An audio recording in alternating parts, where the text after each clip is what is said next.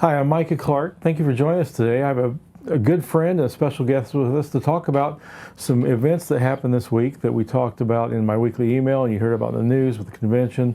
State Representative Mike Speedy from Indianapolis was there as a delegate. I've known Mike for many years. We've worked on a lot of bills together, and so I'm glad to have him on here. You also know he ran for Congress. So we're going to start with that, Mike. Just talk about your congressional run.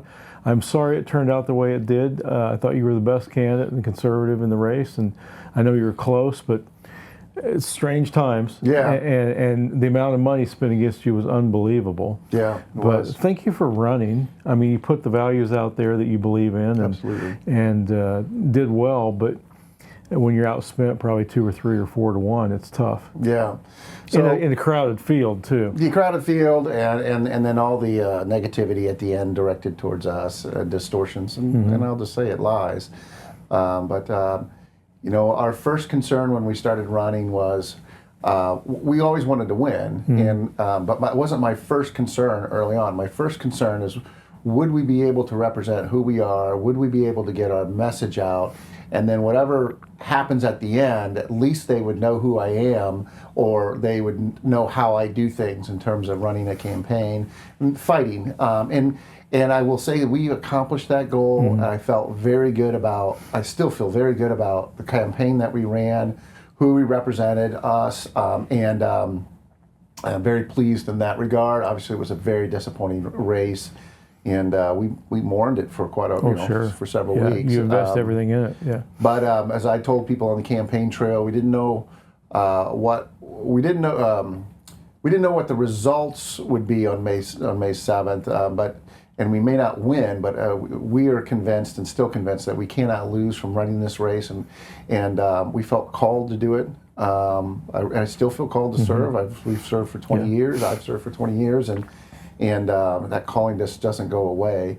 Yeah, it was disappointing, but I got our message out, and a lot of people were very impressed with our campaign, and we'll see where we go from here. Well, you know, I just kind of jumped out of the box with assuming something. You and I have known each other for so long. Yeah. Tell our audience, though, let's back up a little bit. You were on the city council for a long time, and then state rep. Tell us about those two things, your district, where your district is. You and I have worked a lot on decency issues and things like that. So I've always told people I have 2 jobs. I kind of jokingly call a day job and a night job. My night job it's not really is public service, and I tell people I do my night job because of my mom. My mom has always been my inspiration to give back to those. Much is given, much is required, and I have fulfilled those requirements by public service, and it came at a substantial sacrifice to my business and to my family. And so I served. I was first elected in 2003 and served on the city council from 2004 to 2010. Then elected in the House, the state House, from my first session was 11, and this was my last session in 14. So 14 sessions. I do my day job, as I call it, in real estate. My dad did. I just did what my dad did because I wanted to leverage his experience, but I also wanted to work with him and get to know him. My mom passed about a little over 20 years ago, and I wanted to get to know my dad because I was closer to my mom because he worked. He was a workaholic. So my district, my state house district, my city council district were all on the southeast side. Okay. Eastern Perry Township, Franklin Township. It touched, Hancock, touched Shelby and Johnson, but was the lower right-hand square of that tic-tac-toe board of Marion County, and it's been I've enjoyed service very, very much, and it's in my blood, and I've managed these 2 things together because I felt they were the right things to do. Well, I'm going to miss you at the State House. You've been a great ally to us.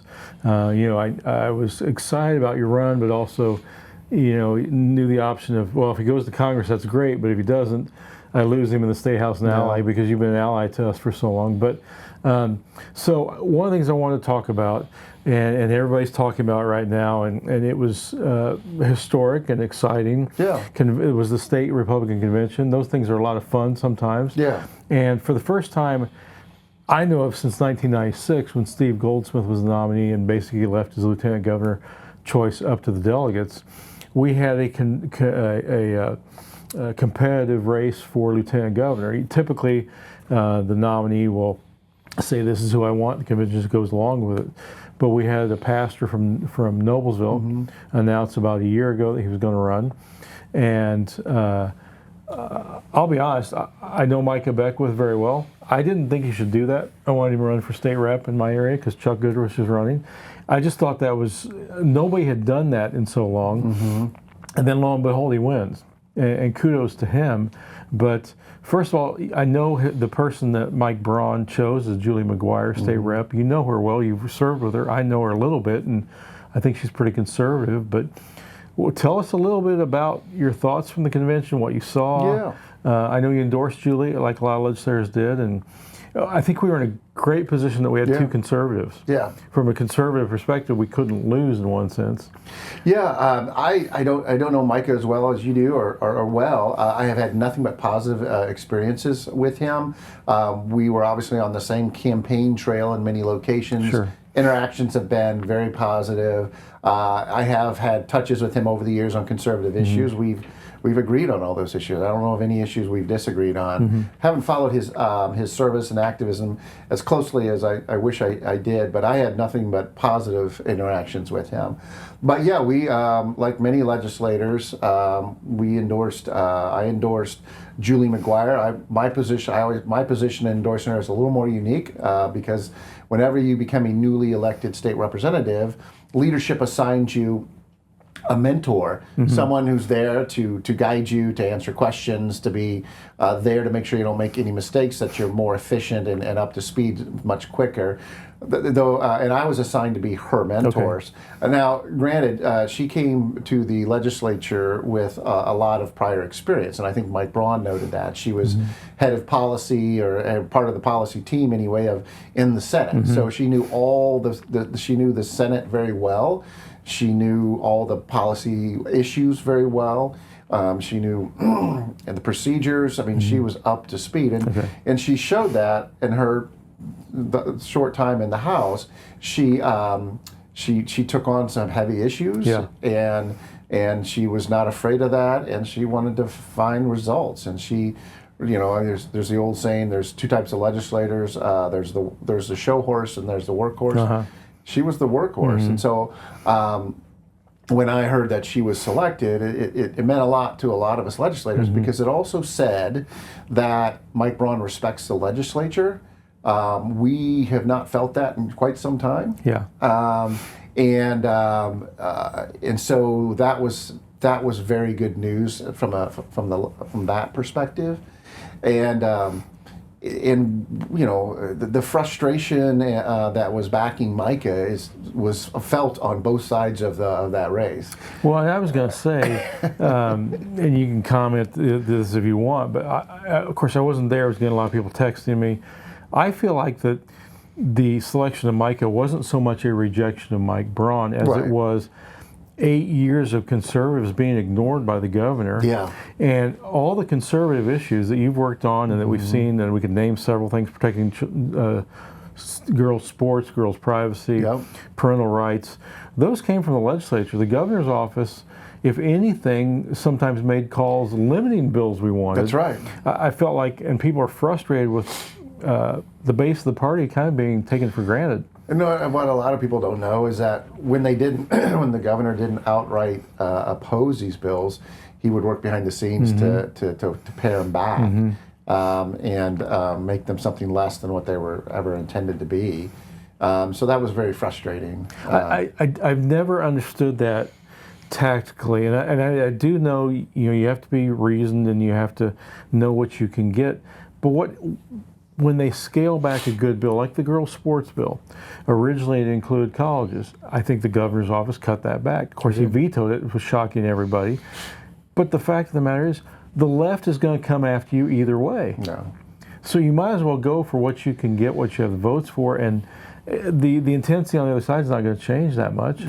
And do the right thing. Well, I think there's some statewide business interests that have had his ear, probably still have his ear, and I think that they had an influence in the process. So now, whether it be, and I'm not here to pick on Governor Hoke. Actually, you and I have known Eric for years. Yeah, we He's have. a super nice guy. We like him personally, but I met him when he was with John Hausneller's yes, on a staff. long time ago. Yeah. So how much, though, typically, I know you have different styles with every governor. We'll see what Mike Braun may be like if he is elected, or Jennifer McCormick. But really, it's the legislature that drives most of the policy, isn't it? That's the way the founders of our country intended it, is to have these three equal branches. One was the executor, the one that executes, implements, and one was the policy, and the other one was to resolve conflicts and interpret the law. And and obviously our state constitution mirrored our federal constitution in that regard. And so, yeah, the policy should come from the legislature, and that's where they're closer to the people, especially I'm biased, but especially state reps. Right. So that was the intent of the framers of our country, and so it's the way it should be. So Micah gets up, gives a pretty good speech. He's worked the field for a year. Did probably everything right From my perspective, he brought a lot. Just talking on the day of the convention, he brought a lot of energy.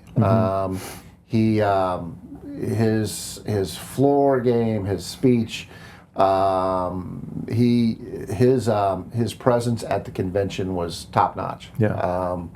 And it was well done. And he must have swung some undecided. I think he did. I think he did. I think he knew it was close, but just like me on election night, he knew he didn't lose necessarily, but he knew he didn't win. I think it was decided the day of. Yeah. But yeah, he did a great job. Julie did a great job too. Sure. So tell me about some of the reaction you've seen, both, if you want, the GOP establishment or the GOP shock or the media freak out or the liberals, the Democrats trying to make advantage of there's a pastor on the ticket now. Tell me about some of the reactions and what's your thoughts on some of them are. Well, I mean, you could have expected. Yeah. Even if Julie was the nominee, I think they would have. Oh yeah, they would have, because she's conservative. They would have gone after her. Absolutely. They call us all extremists. Yeah, so it's going to be interesting. I haven't studied all of Micah's public comments, but I guess I did see one, and that either he's proclaimed himself or was described as a Christian nationalist. And I think that it's going to be good to have that debate. Yeah. I feel like I'm a Christian. Yeah. I love my nation. Right. I believe my nation is the best nation that ever existed on the face of the earth, and I'll just say it's superior to every nation that ever existed. Doesn't mean it was perfect. I'm a patriot. I love the country.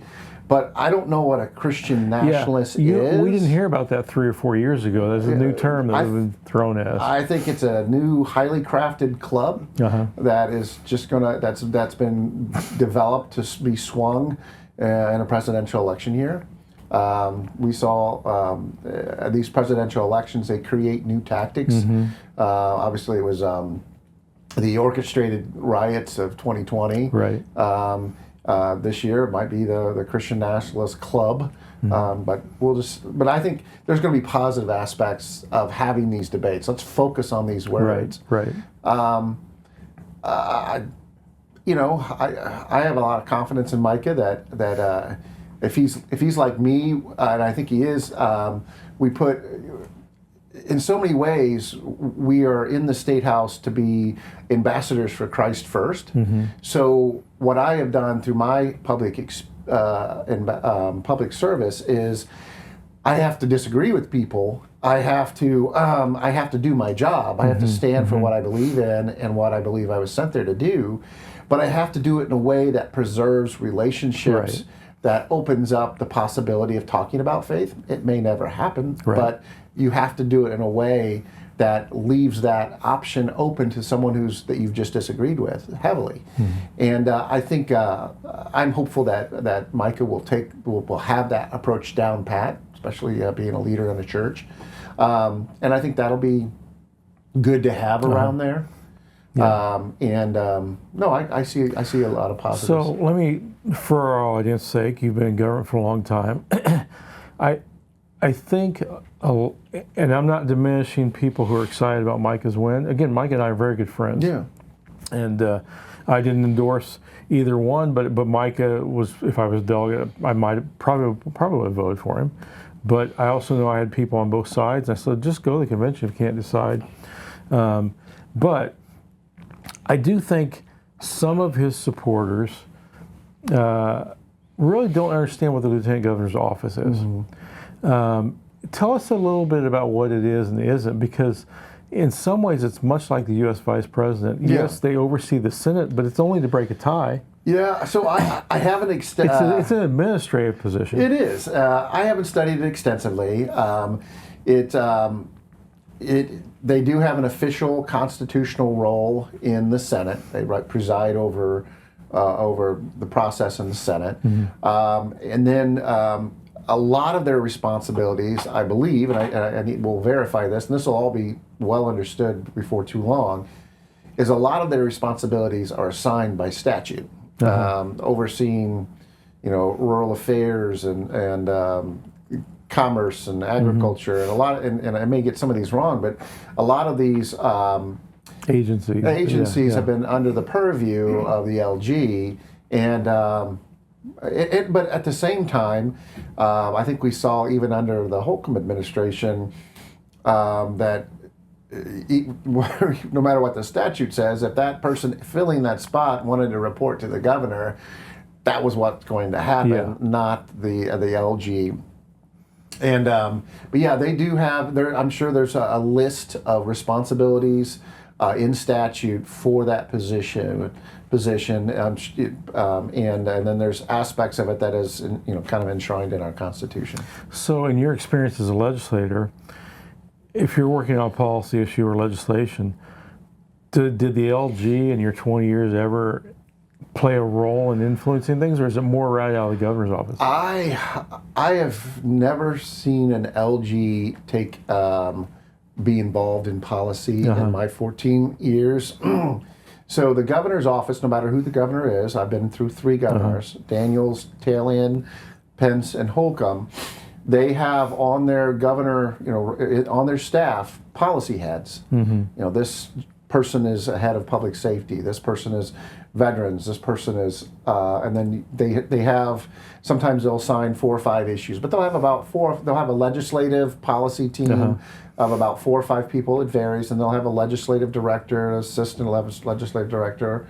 But that is where the governor influences the process. Those particular policy heads are in communication with chairmen in both houses. I've been a chairman of a couple of committees in the House, and that's how the governor influences policy. I have never seen a LG been in communication with anybody in our side of the chain of the State House in the House. And when I needed some help on some legislation that you and I've worked on, I've asked for help from the LG and was not successful, and I don't necessarily blame that person. That's not their job. Right. That's a procedural position as far as I understand it. And as when you're in charge of procedure and process, you have to be objective. You have to be considered fair. And you have to, for that position, or at least for the operation of that position, have to somewhat suppress your personal views just to make sure that people believe you're being fair. So there's that aspect to just being a presiding officer. Now people say, well, but the lieutenant governor oversees the Senate. But from my experience, most of the time when that happens, it's the last few days of the session. Senate president's very busy. They've got all things going on. Every now and then the gavel will be handed to her or to the lieutenant governor, but it is a very procedural spot. Yeah. And the president of the Senate and the House, the Speaker of the House, they can hand the gavel to anybody for a few hours. It happens all the time. Yeah. Do they have power over the process, or is the lieutenant governor really just a person that keeps order going on in the Senate? That is my understanding of the position. Yeah, as you mentioned, the Speaker the Speaker presides in the House, but there's several different Speaker pro tems. Yes. And they even, and as you retire, it's been a tradition that the Speaker will allow the retiring member to be a Speaker pro tem for that day. And all they are doing is managing the mechanics of the process. Right. And to my knowledge, that is the LG's role in the Senate. Okay, so we've had reactions from the Democrats and from the media, and even from Senator Braun about Micah's choice, or the delegates choosing Micah. What's your advice for him between now and November? Because really, what I've seen in the past is the running mate is the kind of the lieutenant or the quarterback for the nominee. Do you think there is a risk that they're trying to make a big deal out of, oh, this guy, he's going to say something? I would assume that the odds are, with Trump at the top of the ticket, Jim Banks, the odds favor Mike Braun. Oh, yeah. No question about it. I mean, I haven't seen a Democrat get above 42% in quite a while statewide. No. So is this just a bunch of fear tactics in the media? Absolutely it is. It's what I call, it's the chattering class. It's a bunch of chatter that isn't substantive, but only a certain number of people like to talk about, that most people are not paying attention to. Yeah. But you asked the question, what would be my advice? So the legislative process is heavily dependent upon relationships. You have to, things get done with relationships. It doesn't mean you have to leave your beliefs, your convictions at the door. It means you have to get to know people. Right. And if you're skilled, you get to know people, you get to respect people, and you do not, and you still stand for your convictions, and they're not for sale or not to be bargained with, but people, and you can do that in a way that people respect you back, and that would be my advice to Micah, is get to know the people in the process. Humility is a very powerful tool, and that's what I would be working on for him. Campaigning. I would not shy away from his convictions and beliefs, but I would be about very unifying conservative principles, limited government, individual responsibility, these kind of things, conservative fiscal policy. I mean, at the end of the day, we had the delegates had a choice between two conservative people. So the message is clear that at least this party, and I believe people who don't associate with either party, still embrace those ideas in the state of Indiana. Well, I appreciate you joining us today. I know you and your family are going on a vacation, so hope you have a great time, and thanks for coming by this morning to talk with us and give us some. Again, I'll say it again, I'm going to miss you at the legislature. Thank you. We'll still be in touch, of course. Absolutely. I know you're still involved in politics and things, wherever the Lord leads you, but thanks for taking the time to join us. Yeah, absolutely. Thank you for having me, Micah. Sure. Well, I hope you enjoyed that today from an inside perspective on what happened at the convention, some other things. Appreciate you watching today. I hope you have a wonderful weekend. I'm Micah Clark with the American Family Association of Indiana.